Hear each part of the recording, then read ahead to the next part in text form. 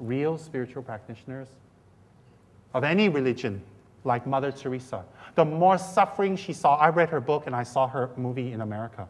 The more she saw suffering, the more she was enthusiastic. In the end, she admitted, it was in Time magazine, I didn't feel God, I didn't see God, I didn't hear God, I don't even know if God exists. I have a lot of doubts about God. She admitted, did anybody see that in Time magazine? But I didn't lose faith in mankind, she said. I didn't lose faith in suffering. And that's what kept me going all these years. Mother Teresa said that. How honest and how pure. What a bodhisattva. So when Mother Teresa saw the sufferings in Calcutta, it pushed her to do more. She didn't sit back and go, oh my God, how do I do this? And she was just a small, teeny little nun who had the energy of 1,000 super Buddhas. So therefore, never complain that you go to a Dharma center, you don't like this person, they treated you this way, they were rude, they talked to you like that, they didn't show you respect. Oh, they didn't do the accounts correct, they didn't do this correct, they didn't do that correct. Stop running around after Refuge looking for faults. How can I help? How can I make it better? And be enthusiastic to find a method to reach others. Because if you don't,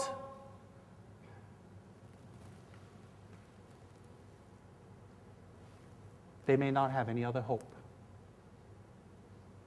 Do you have some kind of strange savior complex? No. But you're a good human being. If you see a dog starving on the street, how can you drive by without giving him some food? How could you? How could you? So therefore, when you see that people work so hard, so hard, I cannot take it. I got to go to bed by 9:30 because I'm a princess. Push yourself to go to bed at 9:45 for the 1 month, and then 10 o'clock, then 11 o'clock. Help.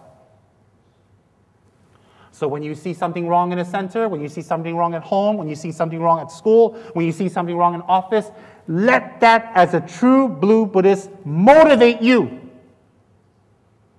to do more, to find a method, to find a way. Never be disheartened by suffering. Never be disappointed by other people's wrong actions. Never, ever let one person go.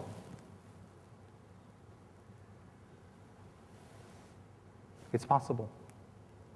Because that's how we become a Buddha.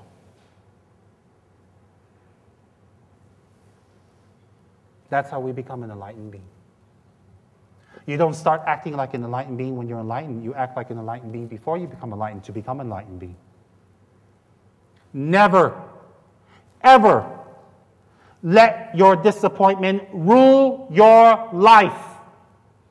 Because if you let it, then you've destroyed your precious human life.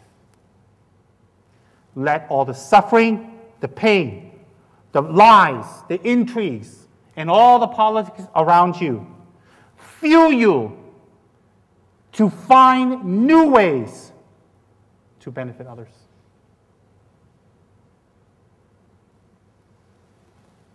And then you would have lived your life beautifully. And then you would die beautifully. And then you will be respected because you deserve it. And then you would have influenced others. And then you would have used your life for something with a higher purpose than just eating, sleeping, procreating, and that's it. Never lose your passion to bring benefit to others, and find hundreds of ways, hundreds of ideas, hundreds of methods, hundreds. No matter what you have to do, you will have a determination. As long as sentient beings suffer, may I remain. Don't pray to go to a pure land. Don't pray to go to Vajrayogini's paradise. Don't pray to escape suffering. Don't pray to leave everybody behind and you go to the pearly gates and you go to someplace beautiful and everybody suffers, and that's Dharma. Amitabha, can I go to the Western paradise alone? Never mind them. Pray to stay in samsara. Pray to remain with people. Pray to absorb people's sufferings. Pray and wish and make an aspiration to absorb people's sufferings, absorb their ignorance, absorb their wrong thinking, and you may pass over your merits and wisdom to them. Pray to remain in suffering for them. And then your prayers will be real. People who pray for luck, for fortune, long life, happiness, health, nice girlfriend, nice boyfriend, a trip to the Bahamas, win the 4D, get a bigger car. That's not prayer. That's just aspirations of a selfish person. Prayer is when you go deep inside of you and reach something that nothing else has reached. The real you, kindness and compassion. That's what Refuge is about. I repeat, and then we're going to do Refuge, and then we're done. I repeat to all of you with much respect. Never let suffering bring you down. Never let your own mistakes bring you down. Never let your own laziness and your selfishness say, well, that's the way I am. No. Because if you don't like the way you are now, why would you like yourself 10 years later if you continue this method? Never be satisfied with suffering. Do something. So when the next person who's rude to you in the center, instead of walking out going, you go, thank you. Even if you don't mean it yet. Because that's what spiritual practice is all about. Don't be turned off by suffering. Don't pray to escape. Don't pray to leave samsara. Pray to become fully enlightened and remain. Don't pray for your selfish escapes. Whether there's a heaven or not, let's not talk about it right now, but there's an existence right now, and that's developing the strong mind. So, for Refuge, you should think that your Lama has taken on the form of Lama Tsongkhapa. Whether your Lama is Lama Tsongkhapa or not doesn't matter. Think that Lama Tsongkhapa's blessings coming through your Lama. Think that your Guru, your Lama, your preceptor, your pastor, I'm your pastor right now, is Lama Tsongkhapa. White in color with a tinge of red representing great compassion combined with great bliss. In the Dharma chakra wheel. Teaching the Dharma, transmitting the Dharma. Because when we pray to Lama Tsongkhapa, take refuge in Lama Tsongkhapa, the first benefit is the Dharma will be understood better because his main function is to give us wisdom. Wisdom. Visualize from this hand, here, a lotus opening, and there's a sword on top, representing the sword of penetrative insight. It's not a real sword. You know, we're not some communists here. And then on this side is a lotus. That Lama Tsongkhapa is in long life form. He's like that. So that one, the hand, just think like that. He's moving. Anybody see it move? That's because it didn't move. Some people are like, if it moves, it's automated. Really, some people are like, I'm not disappointed. And then he's sitting in a lotus posture, which represents he became a Buddha not by sitting around eating potato chips, doing nothing, and protesting how difficult Dharma is. He practiced his whole life and became a Buddha. He wears a yellow pendant's hat, representing all learning to be learned in samsara he has mastered. There is no more learning. He has reached the highest point, full enlightenment.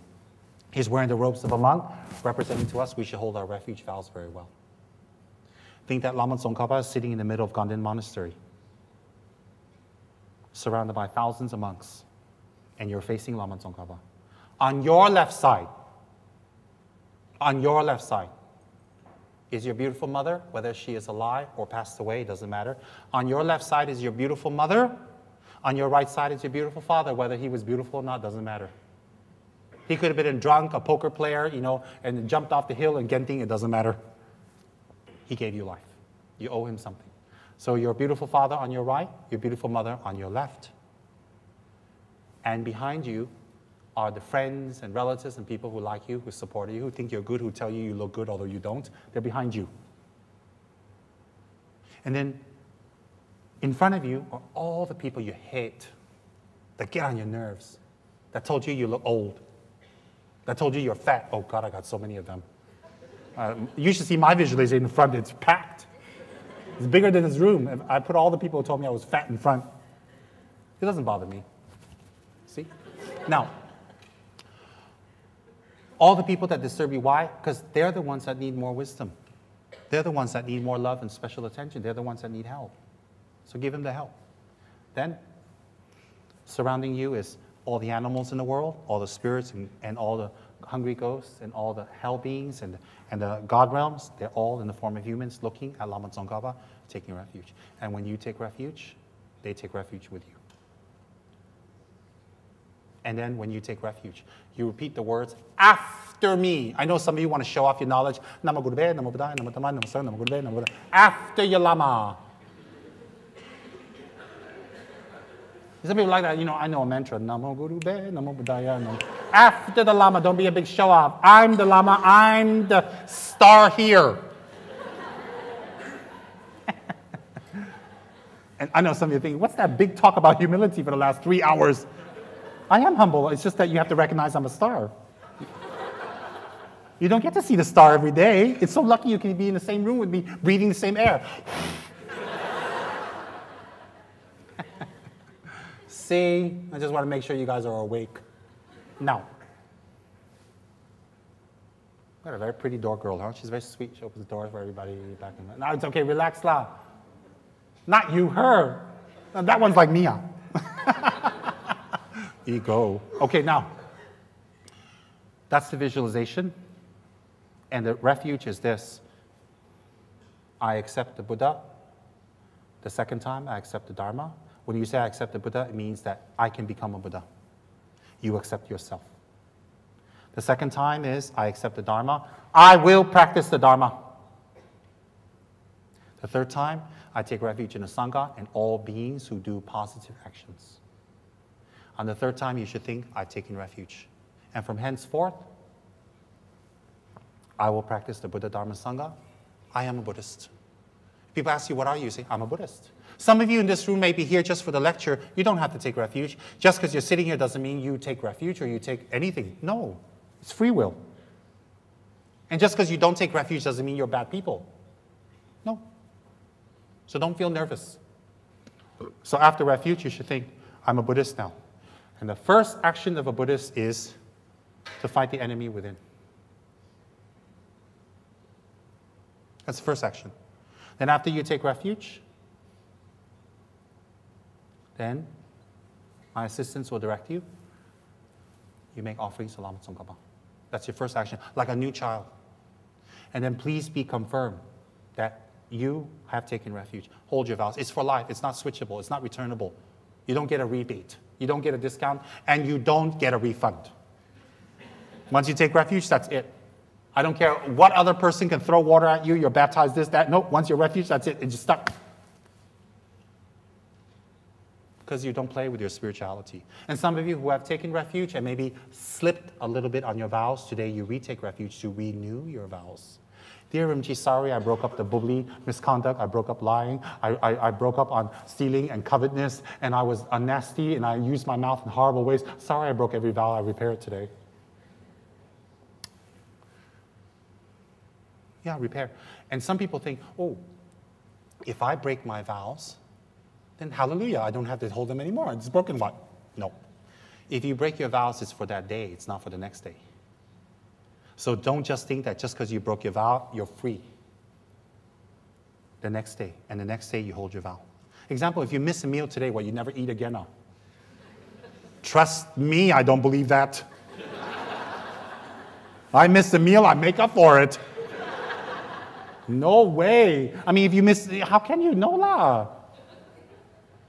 So, and people use that excuse. They think, well, I forgot it today, I didn't do it, so I don't have to do it anymore. What? No, not like that. Not like that. Okay, so be good little Buddhists. Practice, learn, do charity work. And most important, whatever you commit, whatever you say you're going to do, do it. Okay? I will take 3 teeny little questions, nothing too difficult because I'm not very smart. Dear Rinpoche, my question is, what's the quality to take a refuge? What's the quality? Quality of a person to take a refuge. What's the quality of a person What to take? quality you should have, then you can take a refuge. Oh, you need to be rich. You need to be rich, and you need to bribe me, so I'll give you the vows. Okay. Or you can just, send me a TT, and then I can build my temple. Or you can just give me the temple bill. I don't need the money. So, rich. No. The qualities of a person to take refuge is someone who says, you know what? I really want to make a difference in my life, and I want to move on further, and I want to take this commitment to push me, to motivate me, to inspire me to do more. Simple as that. You don't have to be extra compassionate, extra wonderful, extra fabulous. You don't have to be anything. You just have to be sincere. Okay? Sincere. Any other questions? Yes.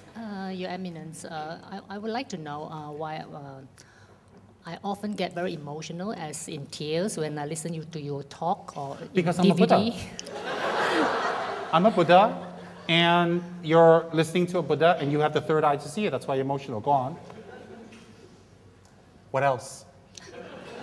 You want to know why you're emotional when you listen to my teachings? Yes. Because perhaps you're a very good person inside, and I'm saying something that touches something very deep inside of you that you know it's true, and you want to do more. And maybe you feel a little guilty you didn't do as much as you should have. And also, you would like to start, but you still have your attachments that's stopping you. All those emotions mixed up, and it makes you cry because you're being honest with yourself. Thank you. You're welcome.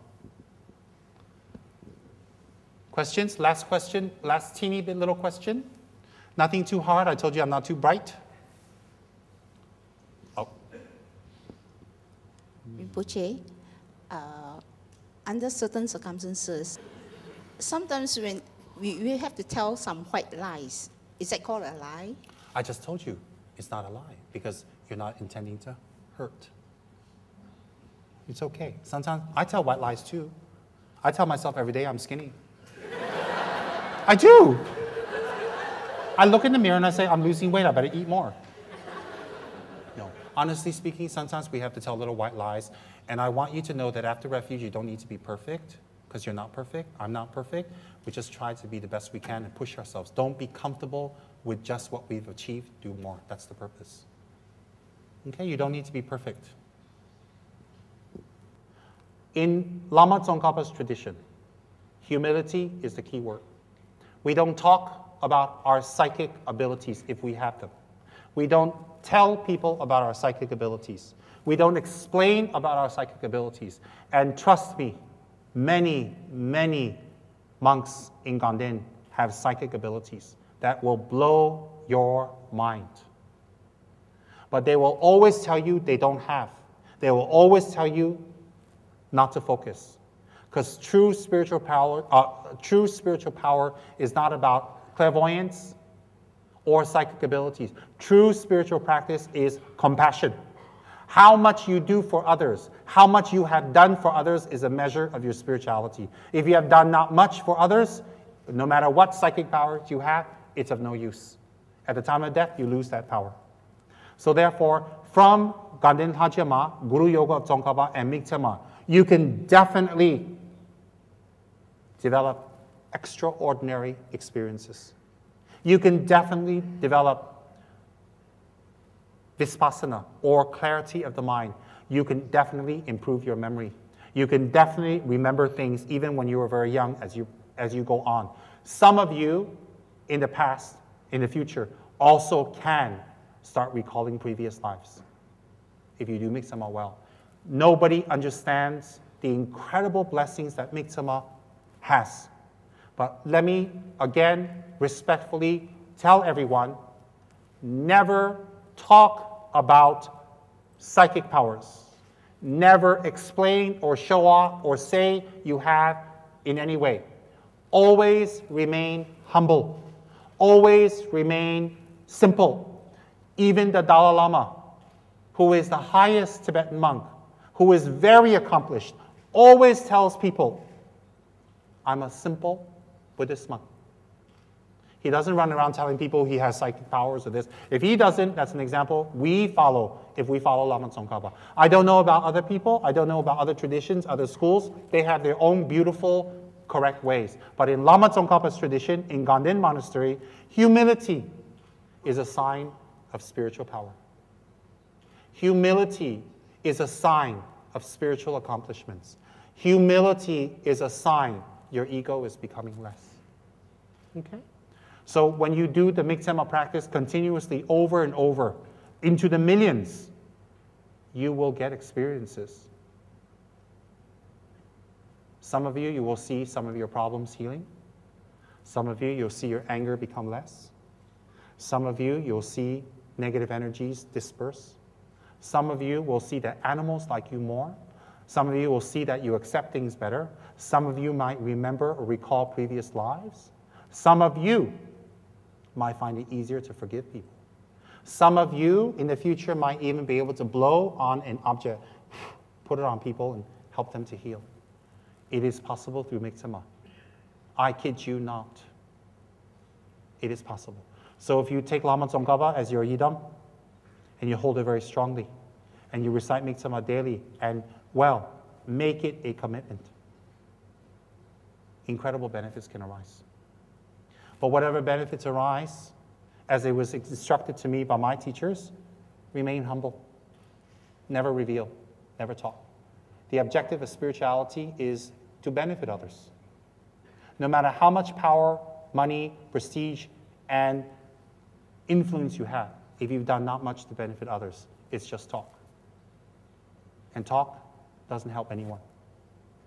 I do not say this to you in disrespect, or to put you down, or to assume. No, I'm telling you this is part of Miktsema's practice. Be humble. And show your spiritual power by your compassion and your compassion in action. And then you'll be very happy. It's been a great pleasure to spend some time with you and share a little bit of Dharma. I don't know if this is the right word, but I've enjoyed myself tremendously. And I'm very happy to see all of you listening, absorbing, contemplating. I thank you for that. Because every time you listen to the Dharma, every time you contemplate, there will be a shift. And when there's a shift, from that shift, you can shift someone else's life for the better. And that's the whole purpose of life. Hold your vows very well. It's on the back of this card. You will slip from time to time because you are not perfect. I am not perfect. None of us are perfect. But when we slip, let's get up and continue. Do your Lama Tsongkhapa very well. Do your Miktsema very well. You don't need a lot of practices. You don't need a lot of mantras. You don't need a lot of things. You just need a very good one. You need one that you follow. What makes it good is not the mantra. It's your consistency. And no matter what sufferings come, difficulties, disappointments come, be spiritual and don't let it bring you down for long. Find a beautiful, effective, skillful way, no matter how long it takes you, to help the other. Make that very strong in your mind. Remember, as long as space endures, as long as suffering beings endure, may I always exist to serve them. Think about that very strongly.